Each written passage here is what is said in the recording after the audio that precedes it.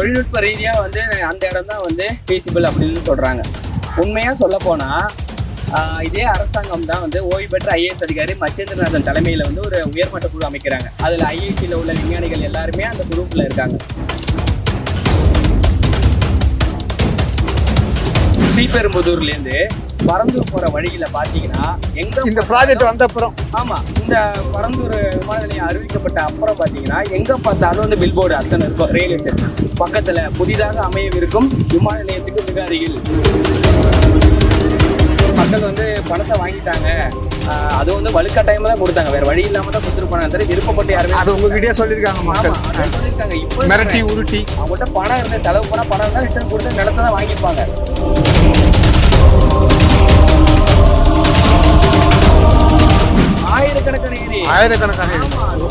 ஆயிரக்கணக்கான ஏரி இருக்கு. ஏன்னா இந்த பரந்தூர்ல பாயிர கம்மன் கால்வாய் ஒரு சின்னோண்டு கால்வாய், ஆனா அது 85 ஏரிகளை நிரப்புது. பாத்துங்க, ஒரு சின்ன கால்வாய் அவ்வளவு பேருக்கு நிரப்புது. அங்கேருந்து இன்டைரக்டா அங்க பாஞ்சி இங்க பாஞ்சி அப்படின்னு சொல்லிட்டு சென்னையோட மேற்கு பகுதிகளில் வந்து இப்போ சம்பரப்பாக்கம் ஏரிக்கும் வந்து மறைமுகமான தண்ணி வரது வந்து இங்கேருந்து தான், இந்த கம்மன் கால்வாயில இருந்து தான் போகுது.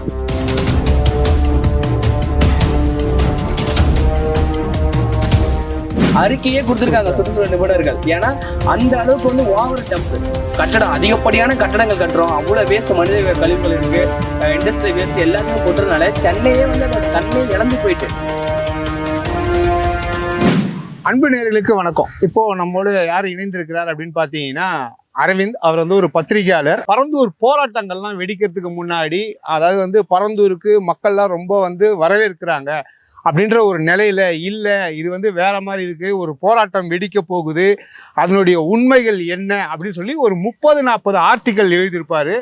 அவர்கிட்ட தான் இந்த பரந்தூரோட உண்மை என்ன, இப்போ மக்கள் எந்த அளவுக்கு சந்தோஷமா இருக்காங்க, அன்னைக்கு நீங்க சந்திச்ச அவருக்கு பல த்ரெட்டுகள்லாம் கூட வந்திருக்கும் இல்லையா எழுதும்போது, அதெல்லாம் என்ன அப்படின்னு சொல்லி நேரடியாக கேட்கலாம்னு சொல்லி களத்துக்கு வந்திருக்கோம். அவர்கிட்ட நேரடியாக கேட்போம். வணக்கம் பிரதர். வணக்கம். நல்லா இருக்கீங்களா? நல்லா இருக்கேன். ஓகே பிரதர், இந்த பரந்தூர் பற்றி நீங்கள் முதல்ல நீங்கள் தான் எக்ஸ்போஸ் பண்ணுறீங்க, அதை பற்றி நம்ம நேயர்களுக்கு கொஞ்சம் ஸ்டார்டிங் சொல்லுங்க பிரதர். 2022 வந்து இந்த திட்டத்தை வந்து மறுபடியும் வந்து தமிழ்நாட்டில் கொண்டு வர போகிறோம் அப்படின்னு சொல்லிட்டு ஒரு அறிவிப்பு வருது. பரந்தூரில் வந்து சென்னைக்கு 2வது விமான நிலையம் வந்து கொண்டு வர போகிறோம் அப்படின்னு சொல்லிட்டு ஒரு அறிவிப்பு வெளியிடுறாங்க. அந்த சமயத்தில் பார்த்தீங்கன்னா வந்து பொதுப்படையான ஊடகங்கள் எப்படின்னா பொதுமக்களை வந்து வரவேற்பு தெரிவிக்கிறாங்க, பரந்தூர் மக்கள்லாம் வந்து வரவேற்கிறாங்க அப்படின்னு சொல்லிட்டு தான் வெளில சொல்லிட்டு இருந்தாங்க. ஆனால் அங்கே பேசினவங்க பார்த்தீங்கன்னா வந்து சில குறிப்பிட்ட கட்சிக்காரங்க மாதிரி தான் இருந்தாங்க, பொதுமக்கள் மாதிரி இல்லாத மாதிரி எனக்கு ஃபீல் ஆச்சு. ஸோ உண்மையான கள நிலவரம் என்ன அப்படிங்கிறத களத்துக்கு போனால் தான் நமக்கு வந்து செய்தி சேகரிக்க முடியும் அப்படிங்கிறதுக்காக எங்கள் டீமோட வந்து களத்துக்கு போனோம். அப்படி போய் எங்கள் நேரடியாக இருக்கிற மக்களை வந்து சந்தித்து பேசும்போது தான் உண்மை நிலவரம் என்ன அப்படிங்கிறது தெரிஞ்சிச்சு. ஆமாம், நாங்கள் வந்து புதுசாக வீடுகள்லாம் கட்டி வச்சுருக்கோம், நிறைய விவசாய நிலமே இதை நம்பி தான் எங்களுக்கு இருக்குது. அப்படி இருக்கிற சூழ்நிலையில் வந்து இதுமாரி விமான நிலையம் அப்படின்னு வரும்போது எங்களால் இங்கே எப்படி வாழ முடியும், எங்களோட இது இங்கே தான் நாங்கள் பிறந்தோம், இங்கே தான் வாழ்ந்தோம், அடுத்த சந்ததியும் இங்கே தான் வாழப்போகுது, இந்த இடத்துல இட்டுட்டு நாங்கள் எங்கே போவோம் அப்படின்னு சொல்லிட்டு அந்த மக்கள் வந்து கேட்டாங்க. அப்படி விமான நிலையத்தை மீறி கொண்டு வந்தீங்கன்னா நாங்கள் வந்து தற்கொலை பண்ணிட்டு தான் சாவோம், நாங்கள் வந்து மண்ணெண்ணெய் ஊற்றிட்டு கொளுத்துப்போம் அப்படின்னு சொல்லிட்டு அவங்க வாயில சொன்னது. ஸோ இந்த லைனை தான் வந்து நான் கட்டுரையிலையும் வந்து லீடாகவே வச்சுருந்தேன். கட்டுரையோட தலைப்பாகவே இதை வச்சு தான் வந்து எழுதினேன். அங்கே பரந்தூர் மட்டுமே இல்லை, பரந்தூர் பகுதியில் வந்து விவசாய நிலங்கள் அதிகமாக போகுதுன்னா ஏகனாபுரம் அப்படின்னு ஒரு கிராமமே மொத்தமாக போயிடுது. கிராமம் இருந்ததுக்கான சுவடே இல்லாத மாதிரி அந்த மேப்பில் போயிடுது. அங்கே போய் அவங்கக்கிட்ட போய் பேசினா அதே மாதிரி தான் இருக்கிறதுலேயே அவங்க வந்து பூர்வகுடி மக்கள், இவங்க சொல்ற சமூக நீதினு சொல்லப்படுற அந்த சமுதாயத்தை சேர்ந்த மக்கள் தான் அதிகமாக செறிவாக வாழ்ற பகுதி மக்கள். அங்கே இருக்கிற அம்பேத்கர் சிலை, அந்த கிராமம் எல்லாத்தையுமே அழிச்சிட்டு தான் வந்து அந்த கிராம விமான நிலையத்தை வந்து கொண்டு வர போகிறதா வந்து சொன்னாங்க. மக்கள் வந்து கொதிச்சு எழுந்துட்டாங்க. அடுத்தடுத்து நாங்கள் நெல்வாய் போகிறோம், வந்து தண்டலம் போகிறோம். ஒவ்வொரு பகுதி மக்களுமே வந்து உஷ்ணமாக வந்து இந்த மீடியாவில் வந்து செய்திகள்லாம் போய் உண்மையிலே நாங்கள் வந்து திட்டத்தை எதிர்க்கிறோம் அப்படின்னு சொல்லிட்டு அவங்க தான் முதல்ல வந்து எங்கள்கிட்ட சொன்னாங்க. ஸோ அதை வந்து நாங்கள் மீடியாவில் பத்திரிகையில் எழுதினோம், வீடியோவும் கொண்டு வந்தோம், மற்ற டிஜிட்டல் ஆர்டிக்கலாகவும் நிறையவே நாங்கள் போட்டோம். அதுக்கப்புறம் தான் வந்து மற்ற மீடியாக்கள் எல்லாருமே போய் கவர் பண்ணாங்க. பிரச்சனைகளை வந்து பெருசாக ஆச்சு.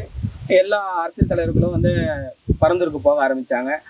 கைது படலங்கள், அதுக்கப்புறம் என்னென்ன நடந்துச்சு அப்படிங்கிறது உங்களுக்கே தெரியும். கிராமத்துள்ளேயே சொல்ல முடியாத அந்த நிலையில இருந்தது. 2 பக்கமும் செக் போஸ்ட் போட்டு சோதனை பண்ணி தான் உள்ளேயே அனுப்புற அந்த சூழல்லையும் நீங்க போய் அந்த இடத்துலயும் நீங்க எடுத்திருக்கீங்க. அந்த மாதிரி ஒரு திக் தருணங்கள்லாம் இருந்திருக்கும்ல. அதெல்லாம் எப்படி இருந்தது இல்ல உங்களுக்கு? ஆரம்ப கட்டத்துல எப்படின்னா, இப்படி ஒரு திட்டம் வரப்போறத நான் வந்து போராட்டம் தொடங்குறதுக்கு முன்னாடியே அங்க போயாச்சு. அப்படி போனது நீங்க எக்ஸ்போஸ் பண்ண அப்புறம் கேக்குறேன். எக்ஸ்போஸ் பண்ண அப்புறம் அப்படிங்கிறது எப்படின்னா, இப்ப நாங்க ஆல்ரெடி வந்து அங்க உள்ள போராட்ட காலத்துல உள்ள ஆட்கள் எல்லாருமே நமக்கு தெரியும். அங்க வந்து நல்ல பரிச்சயமான முகம் அப்படிங்கிறதுனால நம்ம நேரடியா போகும்போது அந்த அச்சுறுத்தல் வந்து நமக்கு இருக்காது. காவல்துறையினர் வந்து அவங்கள அச்சுறுத்துவாங்க. நம்ம மீடியான்னு சொன்னதுக்கு அப்புறம் நம்மள எதுவும் பண்ண முடியாது அவங்களால. மற்ற ஆட்களை தான் வந்து அவங்கள வந்து அச்சுறுத்தல் அது எல்லாமே பண்ணாங்க.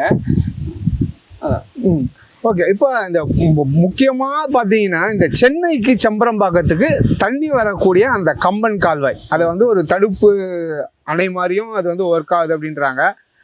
வெயில் காலத்துல அந்த தேக்கி வச்சு இங்க வந்து தண்ணி கொடுக்கக்கூடிய அந்த ஒரு முக்கியமான கம்பன் கால்வாய் இது எல்லாமே எடுக்கிறது. அது இல்லாமல் முப்போகம் விளையிற அந்த விவசாய பூமி இதை நேரில் நீங்க பார்த்துருப்பீங்க. எப்படி இருந்தது அந்த நிலங்கள்லாம்? இல்ல சொல்ல போனா நம்ம வந்து இப்போ தஞ்சாவூர் பக்கம் அப்படிதான் இந்த பெரிய விவசாய நிலங்கள் அப்படி இருக்கு அப்படின்னு நம்ம ரொம்ப கொண்டாடுவோம்.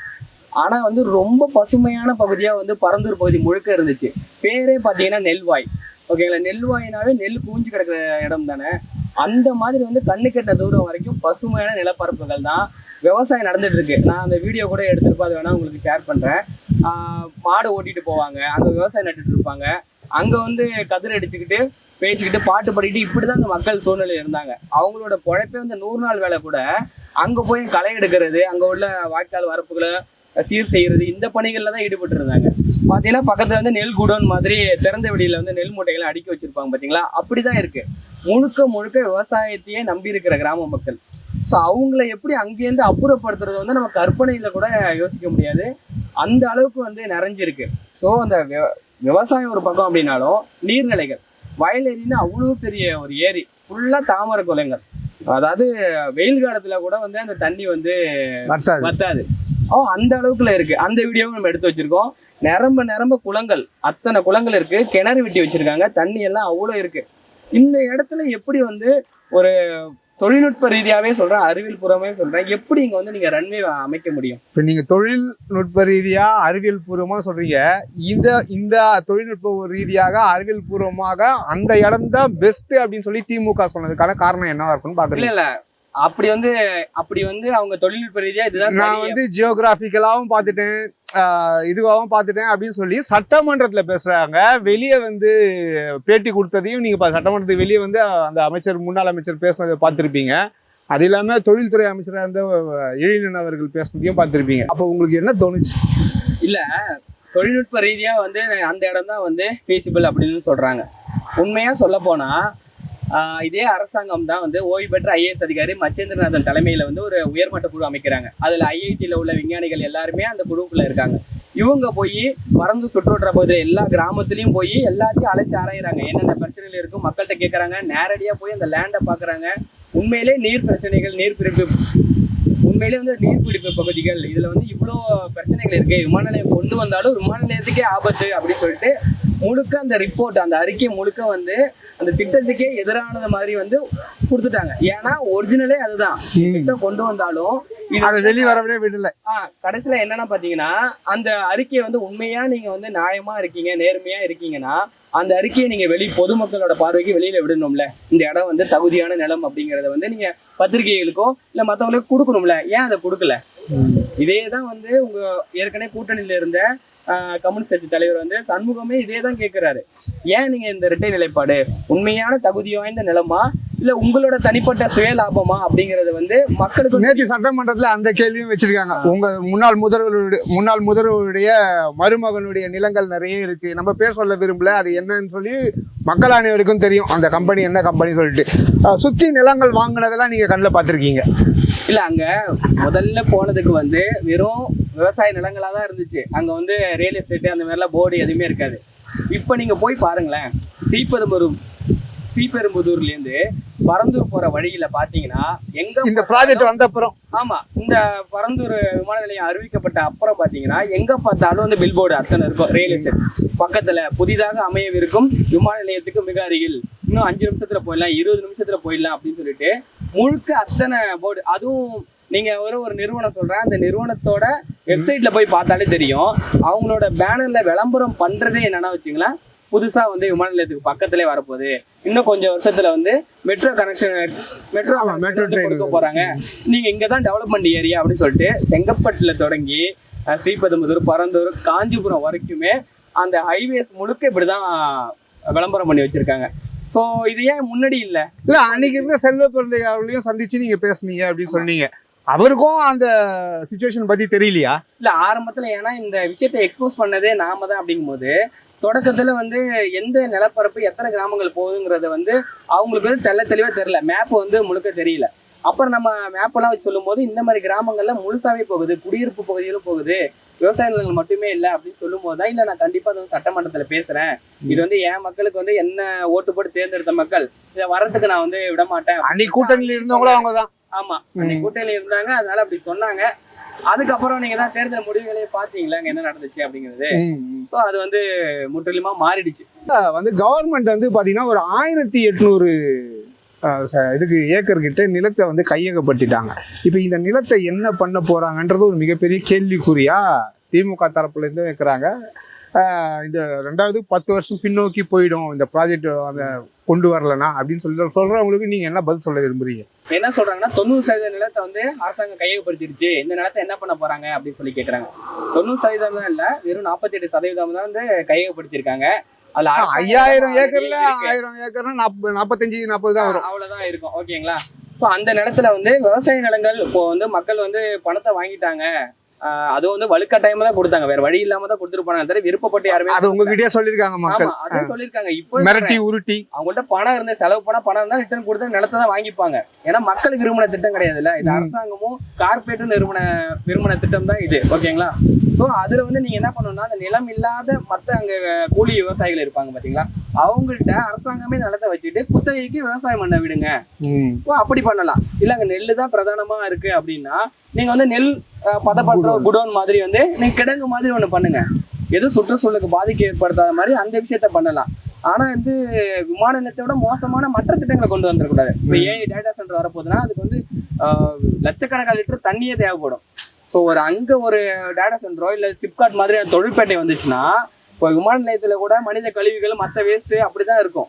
இதுல வந்து கெமிக்கல் வேஸ்ட்லாம் வந்து அங்க உள்ள நீர்நிலைகளை கலந்துச்சுன்னா மொத்தமா அந்த இடமே வந்து டிஸ்ட்ராய்ட் ஆகிடும். ஓகேங்களா? ஸோ மாற்றுங்கிறது விவசாயம் சார்ந்து தான் நீங்க மாற்று திட்டங்களை கொண்டு வருமே தவிர அந்த மக்களை வந்து ஏத்துக்காத மீண்டும் இன்னொரு படுகொலியில் தள்ளுற மாதிரியான திட்டங்களை வந்து கொண்டு வந்துடக்கூடாது அப்படிங்கிறதான் கருத்து. இந்த பரந்தூர் திட்டம் அப்பவே பாத்தீங்கன்னா விஜய் அவர்கள் வந்து எதிர்ப்பு தான் தெரிவிச்சாரு, போராட்டத்திலையும் அவர் வந்து கலந்துக்கிட்டாரு. இதை நம்ம எக்ஸ்போஸ் பண்ணோம். இன்னைக்கு இந்த திட்டத்தை வந்து அரசு வந்து நிறுத்திருக்குன்றது உங்களுடைய மனநிலை எப்படி இருக்கு? இல்ல உண்மையிலே வந்து சந்தோஷமா தான் இருக்கு. ஏன்னா உங்களை போன்ற சமூக ஆர்வலர்கள், ஒரு நேர்மையான பத்திரிகையாளர்கள், ஏன்னா நம்ம வந்து பத்திரிகை இன்னைக்கு வந்து எப்படி போயிட்டு இருக்கு நமக்கு தெரியும். ஒரு அரசு சார்பா சில டைம் பேசுறவங்க நிறைய பேர் இருப்பாங்க. நடுநிலையா மக்களுக்காக நின்று பிரச்சனை என்ன அதை வந்து சொல்லக்கூடிய பத்திரிகையாளர்கள் வந்து இன்னைக்கு வந்து ரொம்ப சில பேர் தான். அதுல நீங்க இருக்கும்போது சில இதையும் சந்திச்சிருப்பீங்க. ஏன்பா இதெல்லாம் எழுதுற, உனக்கு எதுக்குப்பா இதெல்லாம் அப்படின்னு எழுதும் போதே அதை வந்து கேள்வி கேட்கறவங்களாம் இருந்திருப்பாங்க. ஏன்பா அரசாங்கத்துக்கு ஆதரவா போட்டா கூட ஒரு 4 காசு வரும் அப்படின்னு சொல்லியிருக்கலாம் உங்ககிட்ட. அந்த மாதிரி ஏதாவது சந்திப்பு எல்லாம் வந்திருக்கா உங்களுக்கு? இல்ல என்ன சிக்கல்னா, இந்த நிறுவனம் குறிப்பிட்ட நிறுவனத்தை சார்ந்து வேற விஷயத்துல எழுதுனதுனால, இல்ல ஆக்சுவலி சொல்ல போனா நம்ம வந்து ஆதாரம் இல்லாம வந்து சொல்லவே முடியாது அப்படின்னு. ஆதாரம் இருக்கும், ஆனா நம்ம கையில கண்ணால பார்க்க முடியும், ஆனா கையில எடுக்க முடியாது. இப்போ அந்த நிலம் வந்து சுத்திரும் வாங்கி போட்டிருக்காங்க அப்படின்னு சொல்லிட்டு அரசியல்வாதிகள் யாரு என்ன அப்படிங்கிறது பத்திரிகையாளர்களுக்கே தெரியும். ஆனா அவங்க வந்து நேரடியா அவங்க பேர்ல வாங்கி போட்டிருப்பாங்களா, பினாமி பேர்ல இருக்கும், இன்னொருத்தவங்க பேர்ல இருக்கும். அதை வந்து நம்ம டைரக்டா வந்து எக்ஸ்போஸ் பண்ணிட முடியாது. டைரக்டா நீங்க வந்து ஒரே ஒரு விஷயம் வந்து டிஃபமேஷன் கேஸ்ன்னு சொல்லிட்டு கோர்ட்ல போட்டுருவாங்க. இவங்க கார்பரேட், பெரிய கார்பரேட், அவங்க வந்து வழக்கு நடத்தி எப்படி வேணா இழுத்தடிக்கலாம். நம்மளால வந்து அன்றாடங்காட்சியா இருக்கிற ஒரு பத்திரிகையாளர் தான் மக்கள் மேல விருப்பம் உள்ள வந்து இந்த துறைக்கே வருவான். அவனால ஓடிட்டு எதிர்ப்பு பண்ணிட்டு இருக்க முடியாது. நாளைக்கு இந்த வேலையே போனாலுமே அவன் தான் காப்பாற்றிக்க முடியுமே தவிர நிறுவனம் பின்னாடி நிற்காது. ஸோ இந்த மாதிரி விஷயங்கள்லாம் வந்து நிறையவே இருக்கு. இது வந்து பத்திரிகை அப்படிங்கிறது வந்து மக்களோட குரலை தான் ஒழிக்கணும். ஓகேங்களா? நீங்க வந்து அரசாங்க பக்கம் இல்லை எதிர்கட்சி பக்கம் அப்படின்னு கிடையாது, எது சரி அப்படிங்கிறது தான். இப்போ தமிழ்நாட்டு வளர்ச்சியை வந்து எங்களை விட மற்றவங்களுக்கு யார் வந்து முக்கியத்துவம் கொடுக்கறது? ஓகேங்களா? பாலமா செயல்படுறது மட்டும் இல்ல, தமிழ்நாட்டு வளர்ச்சிக்காக நிற்கிறது வந்து பத்திரிகையாளர்கள் தான். ஓகேங்களா? எது சரி தப்பு அப்படிங்கிறத சொல்றதும் பத்திரிகையாளர்கள் தான். இப்போ இந்த திட்டம் வந்து தமிழ்நாடு வளர்ச்சியை வந்து பின்னோக்கி இழுத்துட்டு போகுது அப்படின்னு சொல்றோம். பின்னோக்கி இழுத்துலாம் போகல, இது வந்து சென்னையை காப்பாத்திருக்கேன் திட்டம். ஏன்னா அந்த பரந்தூர் பகுதி முழுக்க வந்து ஒரு நீர்நிலைகள் பாருங்கள், நீர்நிலைகள் மட்டும் நீர் பிடிப்பு பகுதிகள். ஓகேங்களா, சென்னையை சுத்தி இருக்கிற 4 மாவட்டங்கள், திருவள்ளூரா இருக்கட்டும், செங்கல்பட்டா இருக்கட்டும், காஞ்சிபுரமா இருக்கட்டும், எல்லாமே வந்து ஏரிகள் நிறைந்த மாவட்டம். ஒரு 120 ஏரிக்கு மேல இருக்குன்றாங்க. ஆயிரக்கணக்கான ஏரி. ஆமா, 120 ஆயிரக்கணக்கான ஏரி இருக்கு. ஏன்னா இந்த பரந்தூர்ல பாயிர கம்மன் கால்வாய் ஒரு சின்னோண்டு கால்வாய், ஆனா அது 85 ஏரிகளை நிரப்புது. பாத்துங்க, ஒரு சின்ன கால்வாய் அவ்வளவு பெருசு நிரப்புது. அங்கேருந்து இன்டைரக்டா அங்க பாஞ்சு இங்க பாஞ்சு அப்படிதான் சொல்லிட்டு சென்னையோட மேற்கு பகுதிகளில் வந்து சம்பரப்பாக்கம் ஏரிக்கும் வந்து மறைமுகமான தண்ணி வரது வந்து இங்கேருந்து தான், இந்த கம்மன் கால்வாயில இருந்தா போகுது. இங்க நீர் வந்து நீங்க தடைப்பட்டுட்டீங்க நீர்வழி தடங்கள்லாம், அதோட திசை மாறி இங்க அடையார் கூவும் சொல்லிட்டு எல்லா பகுதியிலயும் வந்து வெள்ளப்பெருக்கு ஏற்படும். அங்கேருந்து தண்ணி எல்லாமே சென்னைக்குள்ள போந்துச்சுன்னா, சாதாரண ஒரு நாள் மழைக்கே நிக்காத சென்னை வெள்ளப்பெருக்கும் அங்கேருந்து நீங்க காஞ்சிபுரம் மாவட்டத்துல இருந்து அடிச்சுட்டு வந்துச்சுன்னா சென்னைக்கு எப்படி தாக்கு பிடிக்கும், சென்னை எப்படி தாக்கு பிடிக்கும் அப்படிங்கறதா நம்மளோட கேள்வி. இப்போ மாற்று திட்டங்கள் அப்படின்னும் போது பக்கத்துல ஒரு 4 ஏற்கனவே கொடுத்துருக்கோம் அப்படின்றாங்க. இந்த பரனூரா இருக்கட்டும், திருப்பூரூரா இருக்கட்டும், அதுல எது பெஸ்ட்டோ அதை நாங்க பார்த்து கொடுக்குறோம், மக்களுக்கு எந்த பிரச்சனையும் வராதுன்னு சொல்லி தொழில்துறை அமைச்சர் கீர்த்தனா அவர்கள் சொல்றாங்க. இதை பத்தி உங்களுடைய கருத்து என்ன? இப்போ என்னன்னா, நீங்க வந்து மாற்றுன்னு எல்லாம் சொல்றீங்க பாத்தீங்களா, சென்னையோட வளர்ச்சி தான் தமிழ்நாட்டோட ஒட்டுமொத்த வளர்ச்சி கிடையாது. ஓகேங்களா, சென்னை வந்து தமிழ்நாட்டோட தலைநகரம். எல்லாத்தையும் ஒரு பக்கத்துல குவிக்கிறதுனால பிரச்சனைகள் தான் அதிகமா ஏற்படும் தவிர வளர்ச்சி ஏற்படாது. ஒரு தடவை வளர்ச்சி இப்படி இருக்கும், ஹையா இருக்கும். ஏதோ ஒரு நேச்சுரல் டிசாஸ்டர் நடக்குதுன்னு வச்சுக்கலாம், இயற்கை பேரிடர் நடக்குதுன்னு வச்சுங்களேன், ஒட்டு மொத்தமா எல்லாமே வாஷ் அவுட் ஆயிடும். ஓகேங்களா, சென்னை வந்து இன்னும் வந்து ஒரு 200-300 வருஷத்துல வந்து அது தீவுகளா மாறும் அப்படின்னு சொல்லிட்டு அறிக்கையே கொடுத்துருக்காங்க சுற்றுச்சூழல் நிபுணர்கள். ஏன்னா அந்த அளவுக்கு வந்து ஓவர் டம்ப் கட்டடம், அதிகப்படியான கட்டடங்கள் கட்டுறோம், அவ்வளவு வேஸ்ட், மனித கழிவுகள் இருக்கு, இண்டஸ்ட்ரியல் வேஸ்ட் எல்லாத்தையும் போட்டதுனால சென்னையே வந்து அதோட தன்மையை இழந்து போயிட்டு, பள்ளிக்கரை மாஸ்லேண்டே நம்ம அழிச்சிட்டோம், எல்லாமே போயிட்டு. இன்னும் நீ எக்ஸ்ட்ரா லோடு சேர்த்தினா அந்த நிலம் எப்படி தாங்கும்? ஓகேங்களா, அதை நீங்க பார்க்கணும். ஸோ வளர்ச்சிங்கிறது தமிழ்நாடு முழுக்க எல்லா மாவட்டங்கள்லையும் இருக்கணும். ஓகேங்களா, தமிழ்நாட்டில் 4 இன்டர்நேஷனல் ஏர்போர்ட் இருக்கு. கோயம்புத்தூர்ல இருக்கு, திருச்சியில இருக்கு, மதுரையில இருக்கு, இப்போ சென்னையில இருக்கு. மற்ற இடங்களையும் நீங்க டெவலப் பண்ணுங்க. பரந்தூர்லேருந்து வந்து பெங்களூருக்கும் தூரம் அதிகம், நீங்க சித்தூருக்கும் தூரம் அதிகம். இதுவே நீங்க ஓசூர்ல வச்சீங்கன்னா 2 மாநிலத்துக்கு நம்ம செக் வைக்கலாம். ஓகேங்களா, கர்நாடகாவுக்கு செக் வைக்கலாம், ஆந்திராவுக்கு செக் வைக்கலாம். நமக்கான ஆனா துறைமுகத்தை தானே மெயின் பேஸா கேக்குறாங்க. துறைமுகம் பக்கத்துல அருகிலன்னும் போது சென்னை துறைமுகம் இருக்கு, இந்த பக்கம் ஈசிஆர்ல எடுத்துட்டு போயிடலான்ற அந்த ஒரு இல்ல. துறைமுகம்னு பார்க்கும்போது இவங்க எல்லாமே சொல்றது வந்து இந்தியாவுல வந்து ரொம்ப வருமானம் கொளிக்கிற சரி இவங்க ஓகே ரிப்பீட் பண்றேன், துறைமுகம்னு சொல்றாங்களே, இப்போ இவங்க சொல்ற சரி இப்போ துறைமுகம் இருக்கு பக்கத்துல, ஏர்போர்ட் பக்கத்துல, வளர்ச்சி ஏற்படும் அப்படின்னு சொல்றாங்க. இப்போ இவங்க சொல்ற நம்பர் இந்தியாவிலேயே டாப் 3ல இருக்க விமான நிலையங்கள் அப்படின்னு சொல்ற ஹைதராபாத்ல எங்க கடல் இருக்கு, பெங்களூர்ல எங்க கடல் இருக்கு, டெல்லியில எங்க கடல் இருக்கு? இங்க கடலே கிடையாது. ஓகேங்களா, அப்போ அவங்க வந்து விமான நிலையத்தை மட்டுமே நம்பிதான் இருக்காங்க. சரிங்களா, நம்ம கிட்ட போர்ட் இங்க மட்டுமா இருக்கு, எண்ணூர்ல இருக்கு, அதானி காட்டுப்பள்ளி துறைமுகம் இருக்கு, அப்புறம் இன்னொன்னு காமராஜர் துறைமுகம் இருக்கு, எல்லாமே இருக்கு. ஏற்கனவே சொன்ன மாதிரி தான் எல்லாமே வளர்ச்சி வந்து சென்னை நோக்கியே பார்க்காதீங்க. சென்னையில மட்டுமே கடல் இல்லை, தூத்துக்குடியில கடல் இருக்கு. சென்னையில இருக்கிற மாதிரி துறைமுகம் தான் வந்து தூத்துக்குடியிலே இருக்கு. சொல்ல போனா நீங்க வந்து இலங்கையை சுத்தி நீ சென்னைக்கு வர்றதுக்கு தூத்துக்குடியிலே உலக நாடுகளை வந்து நம்ம கனெக்ட் பண்ணிடலாம். அதுதான் அப்போ வந்து நீங்க உண்மையிலே வந்து துறைமுகம் பக்கம் வந்து விமான நிலையம் வேணும்னா நீங்க தூத்துக்குடியில வைங்க, அங்க டொமஸ்டிக் விமான நிலையமா தான் இருக்கு, கிளாம்பாக்கம் பஸ் ஸ்டாண்ட் அளவுக்கு தான் இருக்கு அப்படின்றாங்க. அதை நீ டெவலப் பண்ணா சவுத் சைட்ல வந்து நீங்க பெருசா நீங்க டெவலப்மெண்ட் பண்ணலாம். நீங்க அங்க சாதிய சண்டைகள் நடக்குது, அடிச்சுக்கிட்டு சாகுறாங்க, இவ்வளவு நடக்குது அப்படின்னா வேலை இல்லாத இளைஞர்கள் கிட்ட தான் இப்படி நடக்குது. நீ அங்க வந்து தொழில்துறையை மேம்படுத்தி நீ டெவலப்மெண்ட் பண்ணா, வேலை வாய்ப்பு கொடுத்தினா அவனே வந்து எல்லாத்தையும் கைவிட்டுட்டு தமிழ்நாட்டோட வளர்ச்சி வந்து இன்னும் மேம்படும். ஓகேங்களா, எல்லா திசையிலையும் வந்து நம்ம வளர்ச்சியை நோக்கி போகலாம்.